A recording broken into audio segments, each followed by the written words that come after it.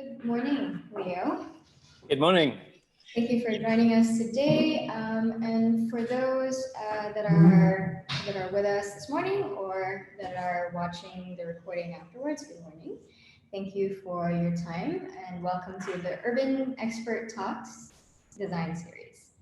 Just to set the scene a little bit, as you all know, the reason why you're probably here is we are inviting creatives to participate in the Urban Design Challenge 2020. Whether you're an engineer, you're a designer, an architect, or an overall problem solver, to come in and contribute to the solution, to solving issues in the waste problem, right? Starting with the humble public waste bin. So let's get to it. Leo, you're a designer. So in your description, you are a designer, a fabricator, consultant with broad interest in manufacturing, systems design, simulation, visualization, and natural scenes. So can you tell us a little bit more about what you do? For those of us who are not familiar with the language, or please let us know what you do here in Cambodia. Sure. So it's about half what I just like doing personally, and about half what I get paid to do professionally. So I'm a technical director for my own company, which is a manufacturing consultancy. And what that means is that we help small and medium enterprises that are manufacturers to improve their processes, to design new bits of technology or equipment that they need. And that might be production equipment, or it might be monitoring, sensing equipment, things like that.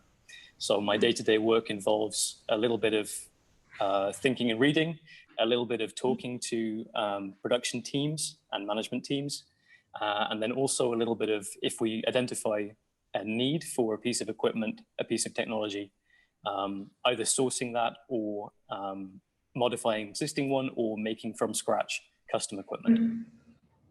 And you have apart from that, yep, please go on. Yep. Sorry, apart from that, I like science and simulations and software design and things like that. So I end up doing a lot of kind of tech generalist stuff. Very cool. And you have you visited a workshop. You run a workshop, a maker's workshop here in Cambodia, right? Yeah. So we have, at our office, we have a workshop which we will use for our own internal projects and for building bits of equipment that we need to make for clients. And I believe that some of the winning entries from this competition will have the opportunity to come here and use our space and some of our equipment later on in the process. Thank you. Yeah, the equipment's very cool. You want to talk us through a little bit about what you can find at your workshop? Yeah, okay, let me have a little look around the workshop. I'm embarrassed how poor my choice of equipment is here right now, but if we can combine what I have with what's available in Phnom Penh, you've got quite a lot of stuff. So we can do CNC, 2D and 3D CNC work on a variety of materials, metals, woods, plastics. We can do 3D printing in plastics, but not in metals. We have a bunch of hand and power tools, lathes. We have electronics equipment, soldering irons and all components and all sorts of stuff like that. So we're pretty well stocked to do a variety of interesting things. And then in the area around the office, yeah, exactly, it's here. And in the area around the office, we have all the equipment that Phnom Penh has to offer. So there's like hidden in different parts of the city are different people who know how to make different things. And if you know who they are, you can get a lot of different things made quite effectively in Phnom Penh. Awesome. Great. And you've been in Cambodia and you've been working and living in Cambodia for 7 years? Yeah, 7 and a bit, yeah. Okay. And we've had a discussion before in terms of your previous work or experiences in this area. And you mentioned that you've been involved in projects that also seek waste solutions, right? Can you tell us a little bit about that experience? Sure. It was actually with UNDP, I think 3 years ago, as a subcontractor with another company that was working with UNDP at the time. So RSL International, which is run by a guy who's Cambodia's foremost waste management expert, was working with us to implement a piece of software design. So they had a model about how waste collection, refuse collection worked in Phnom Penh and in other cities and towns in Cambodia. And they wanted to turn that into a web application, so we helped them with that. And we were also working with another contractor for UNDP at the time, looking at some of the details of waste flow and also some of the equipment available for waste handlers at Samaki Wet Market in Siem Reap. Okay, and what would you say were the key insights, specifically in the area of waste management? What were your key insights and learnings about designing things around waste in Cambodia that you would want to share with us? Okay, there's a lot of things which are very common to any field, but I think things that are particularly with reference to waste management in Cambodia. Okay, first up, the situation and the problem with waste management in Cambodia is always going to be more complicated than you think it is. However complicated you think it is in your mind right now, the reality of it will always be more complicated, because there are so many people involved in waste management, formally and informally in Cambodia. A second thing that you might notice as you do it is that people tend to behave in a very strange way with public infrastructure. So an example of that would be, if you think about buses, right? A bus's job is to get people from A to B. But actually, people also use buses as bedrooms because it's an air-conditioned space that's safe from attack and from having your stuff stolen. So people use buses to sleep on as well. People use turn public benches into shops. People use lampposts to hide their valuables. And so if you think about what public infrastructure you're building with bins and waste management facilities, you can guarantee that there will be people using them in ways that you didn't think they would be using them. And then one more thing, which is an insight from the previous work in Siem Reap, Samaki Market, is to start with the people that use it. It's a very common urge, especially if you're a creative kind of person and you love designing things and drawing and imagining.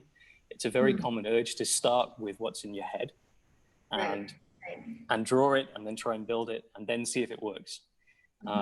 So I'd say try to rein that urge in a little bit and start with talking to people. Actually go and sit right next to where it's happening for a day, 2 days, watch how people use the equipment that exists there, talk to them, ask them about how they use it, why they do things a certain way, what they might do to improve it, or more importantly, some of the problems that they have with how it currently works. And then use that to inform your design process.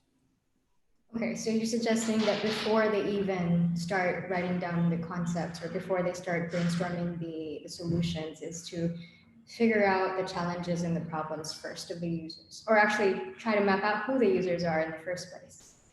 Yeah, right? so yeah, exactly. I think what's going to happen is many people will have an idea of who the users are of these bits of public infrastructure, and they'd be able to write down a big list of who that is. This is the list they'll write down, and in reality, the list will be like that long. There'll always be people. There'll be whole classes of people that you didn't expect would be using or affecting or impacting the bins. And you need to find out who those are. And the only way you can do that is by observation. Good. And how long does this, like it's very, because we recognize that the issue with waste is a very complicated, it's many different factors coming together, right? And we are trying to solve one part of it, which is the public facing infrastructure, the public waste bin. So while it is a very complicated and sort of multi-stakeholder issue, when do you stop and when do you say, okay, I think I have a good idea of this? And then when do you start actually creating? When should people set that sort of boundary or that edge for themselves? It's an interesting question because in this competition, you'll be constrained a lot by the time available to you. We have a certain set number of days before you need to submit a design or submit a concept. So that's clearly a constraint that you may not have if you're approaching this just as an individual with an urge to do something good. Maybe as a general rule, do it for longer than you feel comfortable doing it for the observation part. For me, if I forced myself to go and sit down and watch public bin, I would start getting uncomfortable after about an hour. I'd feel like, okay, I know everyone who uses this bin. I know everyone. So I'd say, at least double your discomfort time.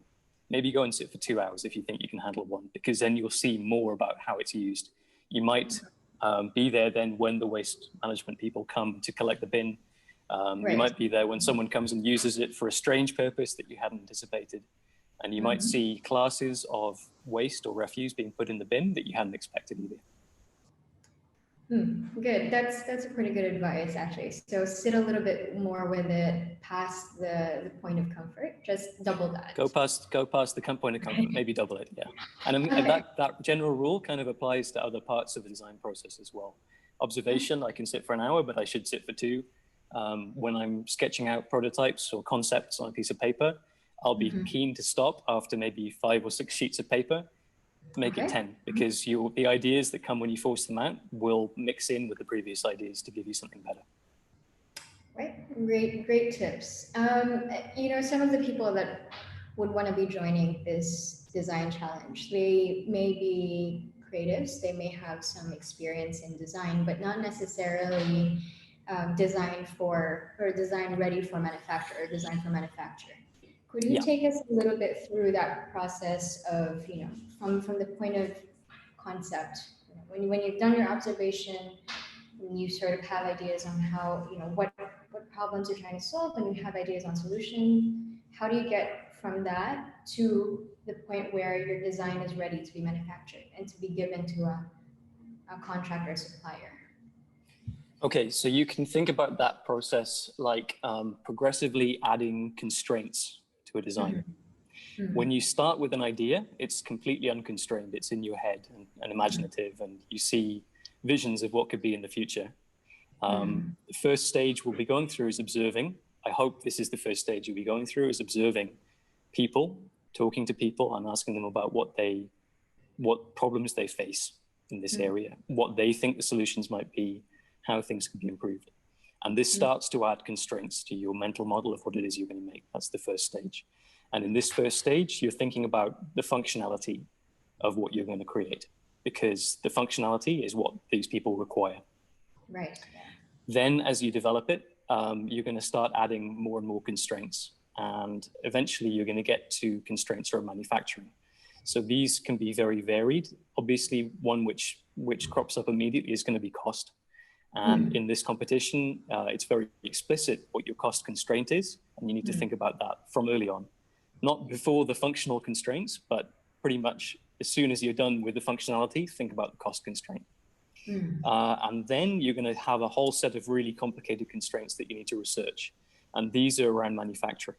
So for an example, if you planned to make a rubbish bin in a strange geometrical shape, right? Maybe I want to make a dodecahedron shaped rubbish bin out of plastic, right?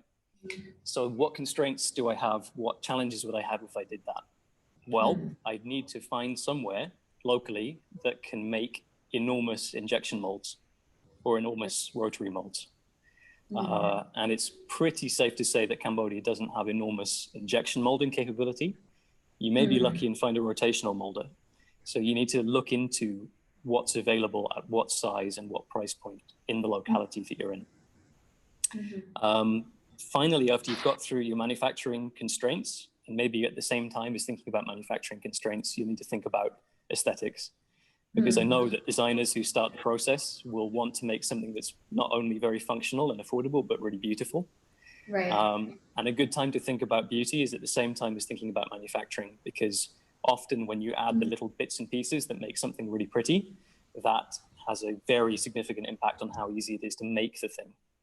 As an example of that, if you decide that you want the surface finish of your product to be super smooth, that's going to double the price of the mold that makes it. Okay, that's good to know. I think a lot of the participants will appreciate knowing that. Okay, good. And so in that you kind of covered, to go from concept and a little bit, but what other, if I may just dive a little bit deeper, become more specific. Sure. what kind of information will they need to include at the point where it's ready for manufacture? You know. Okay. It depends a lot on who's going to make it for you, or if you're going to make it yourself. It's totally legitimate if your plan is for small scale production. It's completely fine and legitimate to have very rough plans, which might even just be a sketch drawing on a piece of paper, because you're the one that's going to make it in small volumes. And that's okay. Many people do things that way. If you plan to use local companies, local small businesses or independent contractors to help you with manufacturing, then in fact, instead of having a design, it's helpful to have the physical object. So you make one, you take it to them and they can copy it. And this is very uncommon in more developed countries, but it's basically the only way to do it in a country like Cambodia with small contractors. They need to see a physical example of what it is that you want them to make. And you need to call out very clearly what the accuracy requirements are. For example, if it needs to fit, if you're making a frame for a bin and you have the bin already, you need to bring the bin with you to the manufacturer and show them, okay, everything that you make needs to fit this size of bin. And that's again, perfectly legitimate and serious way to specify how to make something, is to give someone an example of it. Right. Then finally, if you're moving to have products made with a professional manufacturer, either in the country or somewhere abroad, they will have very specific requirements for the design documents. And that may be drawing files, PDFs, with dimensions called out, technical drawing style. But for complex parts, that may be 3D design files, for example, STEP or SolidWorks parts, which you would have to export from some computer-aided design software. Is it also possible that participants could create smaller versions, prototypes of these, of their Sure, designs? absolutely, you should do that. You should, in fact, be doing that from the earliest possible stage, right? As soon as you start wanting to draw things, you should start wanting to try and make things. Maybe you can carve wood, or you can play with Play-Doh or clay or something like that. If you have access to 3D printers, you could make a small version of it to test out different bits of the functionality, if you have hinges or mechanisms, for example. Okay, that's great. Thank you very much. I think you sort of covered a little bit of this in the beginning, but are there, whether specific to the waste area or just the design process, are there any sort of common pitfalls, or in addition, that you would want to highlight so that participants can avoid maybe wasting too much time, or so that they can be more efficient throughout their design process? Is there anything else you would like to add to that? Sure. Again, it's not hyper specific to design for waste management. These are just general principles, I think, for design. Common pitfalls. Okay, common pitfall number one, the most common one, is designing without talking to people. Okay. If you have that urge to design stuff without having talked to someone first, there's a good probability that it won't be right when you make it for the use case you anticipated. Another thing which is very common, and it's understandable why it's common, because it's fun to design things. If you're the kind of person that likes making stuff, it's fun to design stuff and build stuff and see it realized. But a very common one is reinventing the wheel, i.e., I need a rubbish bin, so I'm going to hand make a wooden carved rubbish bin. When there's a rubbish bin I could buy next door here for $10, or $5. So focus on what is adding value about your design. And if there are parts of a design which are already in common usage, then don't feel bad about going and buying those and using them. That's a very practical way to do things. Put your design energy and focus into the parts which add value for your design over and above what currently exists in the market. Something which occurs to me for waste management specifically is thinking about volumetrics and space and shapes. And what I mean by that is, we're designing a bin, right? It's a thing which stores other things. So what is beautiful and what is functional may be rather different. Like I mentioned earlier, like the example I gave earlier of a dodecahedron shaped bin, right? You can imagine that this thing would stand out and glisten in the sun and look very beautiful and interesting. But it's not only difficult from a manufacturing perspective, but it might well be very difficult from a usability perspective. People have to empty the bin, and if the hole in the top of the bin is smaller than the base of the bin, or smaller than the waist of the bin, for example, then things will get stuck in there. It needs to be cleaned. If you can't reach internal corners on a shape, you can't clean them. It needs to be repaired. If you can't access internal corners and edges on a shape, you can't repair from the inside. And it also needs to be transported and stored. So if these shapes don't stack together, or if they don't tessellate when you put them into storage, then that's also going to be a problem, because you'll be taking a lot of space to store just a few items. So thinking about shape is pretty important. And I mean, that really plays an important role with what you were talking about, is like understanding who your users are. So here, we're not just talking about people who are throwing rubbish in the bin. It's people who are going to be handling that after the waste has been thrown in, right? So the waste collectors and the informal pickers. Great. So what, I mean, one I more think one more constraint that pops up for me, just a common design pitfall as well. And again, it's not specific to waste management, but a general purpose design, common design pitfall is about how the design communicates to the people who are using it.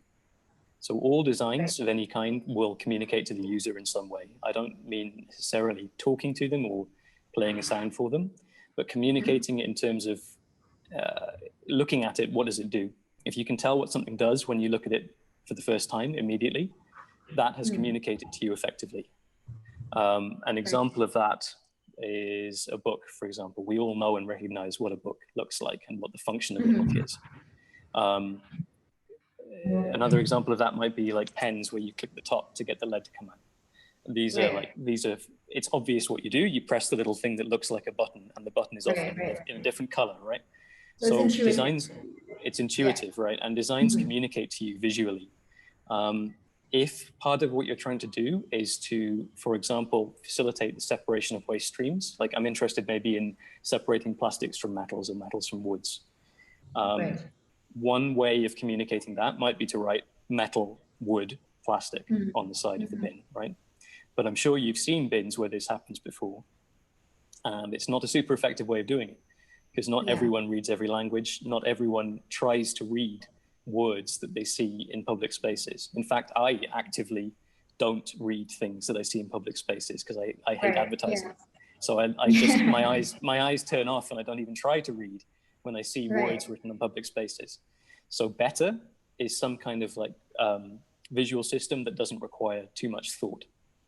And the common design pitfall is going with something like writing it on when there would be a better way of communicating the intention. Right, and that's interesting, because we were discussing this yesterday, how, you know, the designers will spend a lot of time, you know, thinking about the design, whereas the user, or one of the users, might actually just interact with the bin for a split second. And what makes good design is, from what you're saying, is that it's intuitive. So they shouldn't have to spend 5 minutes at the bin trying to figure out where to put their trash. Yeah, I mean, it shouldn't be an IQ test to put trash in the bin, right? Exactly. You shouldn't, they're the users of your product. You shouldn't demand mental time from them. The design that you've slaved over for months is going to be less than a fraction of a second in that person's life, and it shouldn't be cognitively demanding for them to use it. Right, that's great. Unless it's fun, in which case it's fair enough to make it cognitively demanding. If you want to design a puzzle bin, something which makes people's lives more enjoyable, they get a little mental kick and challenge as they're traveling to work, maybe that's what you want to do. Yeah, because also, you know, I mean, one of the, you know, if we just maybe talk a little bit about what it means to innovate in this challenge, is that, you know, if you think about the bins that catch your attention, I mean, there are not a lot of them that do that in a positive way. Like, no, you know, are you able to design a bin, for example, that raises awareness, or that people will actually stop and stare at, because it's, you know, it's not just that it looks good, but there's something about it that is engaging, right? Exactly right. And this actually speaks a lot to the idea of there being more users than you think there are, right? So let's take the example you just gave of a bin which looks beautiful. Now that might sound like a slightly naive or useless thing to do, But actually, beautifying public spaces is a function which governments spend money on. The Phnom Penh City Authority spends money on beautifying the city. So if you provide value by beautifying something, which is an everyday public object, and you don't do it too expensively, then that's a perfectly legitimate piece of functionality for that rubbish bin. If the issue is about raising awareness of the problems associated with single-use plastic packaging, for example, or raising awareness that waste needs to be split into streams so it can be recycled, again, that's a perfectly reasonable function for a bin to have. And in that case, your customer is not only the person who's putting the rubbish in the bin, but the city authority, for example. Yeah, that's a really good point. I guess, I would want to ask you just to put away your maker's hat or your engineering hat and just be a member of the general public. So you're at a park, you're passing by a bin. What does that ideal bin actually look like, and what do you want it to do? I've never considered before what my ideal bin looks like. Okay, I'm gonna steal an example from somebody else. I'm gonna pretend that when I was like 10 or 11 in school, and I heard about a designer bin. Here the functionality, the challenge for the designer was they wanted to make students put rubbish in the bin, any kind of rubbish in the bin, instead of just dropping it. And the solution in that case was to actually make it harder to put the rubbish in the bin, not easier. The way they did it was by putting the bin on the top of a tool pole inaccessibly high, which means that to put rubbish in the bin, you have to slam dunk it like a basketball dunk. And anecdotally, that worked because it became a challenge, a fun challenge to do it. So they've driven the behavior they wanted by introducing element of fun and challenge to it. And for me, at the age of 10, that would have been my perfect bin. That sounds really cool. I'm not sure if it would fly at a public park, but we'll see. Why not? I mean, I think if there's sound logic behind it, why not? Actually, something just came up. Just last question from me, and we'll open up the floor to anybody who has any questions for Leo. You mentioned earlier about the budget constraints and just having operated in Cambodia for the amount of time that you have. Would you say, how possible is it to create something that fulfills, all these functions that we talked about, whether it's to raise awareness, to separate waste effectively, to promote separation? Is it very possible, given a limited budget, to create something like this in Cambodia? Yes, it's possible, but challenging. And that makes it perfect for this kind of competition. You're going to have to spend time and effort deciding what your priorities are. I think if you go for a scattergun and try and fill 100% of the requirement of the wants instead of 100% of the needs plus some of the wants, then you're going to have a hard time doing it in budget. But yes, if you focus down on your hard requirements, I think it's perfectly doable in that budget. Yeah. And in fact, having a budget constraint is a valuable thing. A budget constraint is actually quite freeing, because it means that you have a much more limited choice of materials, more limited choice of manufacturing techniques. And that helps you to get through a design faster and make it better. That's an interesting concept, that a limitation is freeing. Yeah. Well, if you didn't have a budget constraint, that means that you could have chosen any material available in the entire world to make your rubbish bin, of which there are, I don't know how many millions of different materials are there in the world right now. Putting a budget constraint on it brings you down very, very sharply to just a few materials that fall within that constraint. And that's really helpful. It means you don't get paralyzed by choice. Okay. Well, I think we could end the conversation there. I think there's a lot of extremely useful information, very inspiring, very helpful, hopefully, to our participants. And again, just to let everybody know who is listening to the recording, Leo has very generously offered to open up his makerspace to the top 5 participants for this challenge, and you will get to tinker around and with some very cool heavy duty equipment under his supervision. Just use it by yourself, it's fine. Yeah. Well, there are safety considerations, but yes, Leo will be there. Okay. Leo will be there to also guide you through some of the designs and look through them with you to see if there are any refinements to be done, if there's anything that's been missed. And I think it's just really important to have someone with your experience, especially in Cambodia, to have that set of eyes just looking through it and being sort of a final filter before they do a second submission. So thank you very much for that, Leo. And thank I you feel very very much excited about the chance to speak with these people now as well. Yeah. Great. So are we. We're very, very excited, and we'll see you very soon. Thank you very much. Looking forward to seeing you soon. Okay. Thank you very much. Sorry. Before we go, just are there any questions for Leo? If not, you could always you could leave it on the chat, or you could always just message the page or the post that we will post later. We will obviously make this recording available, and there are ways to get in touch if you have any specific questions for Leo for later on. So if nobody has any questions, Pinoy, we're ready to go. Okay, great. Thank you. Have a good day. Thank you very much. You too. Leo. Have a great day. Bye. Bye. Thank you. Bye.